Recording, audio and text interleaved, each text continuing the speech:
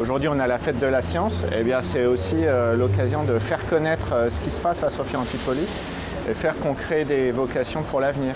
Et je suis venue ici pour découvrir toutes les passions de la technologie, l'informatique et de la programmation.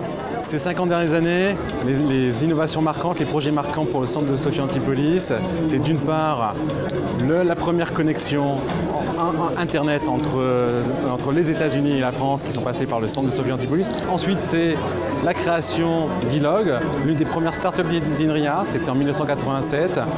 C'était basé sur l'intelligence logicielle.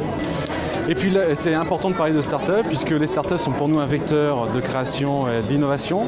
Et nous avons le projet de créer jusqu'à 100 projets de start-up par an, en particulier sur Sophia Antipolis.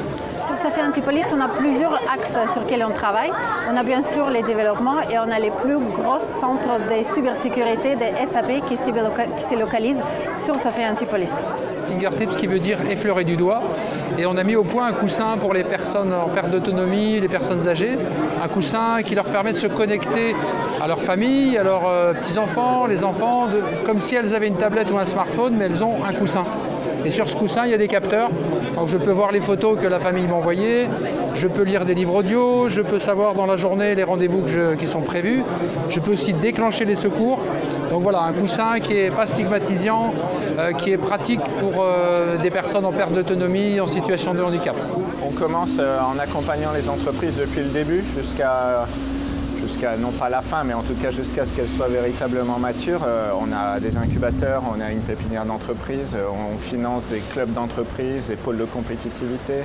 On a accompagné toute la démarche qui a été liée récemment sur la création de l'Institut interdisciplinaire d'intelligence artificielle où Sophia Antipolis a été labellisée parmi les 4 territoires d'excellence en France. Et ça, la CASA a été en soutien actif à tout ce qui a pu se passer. On propose et on finance des projets d'innovation. On est présent aux côtés de toutes les entreprises finalement. On a également tout notre rôle en matière d'infrastructure puisque le but est de faire que la technopole soit accessible, qu'on puisse trouver à se loger, qu'on puisse y vivre correctement, qu'on ait un environnement qui soit agréable, qu'on ait des bureaux qui soient agréables. Et bien, la CASA intervient dans tous ces domaines-là de manière à faire que finalement l'écosystème et la technopole continuent à se développer.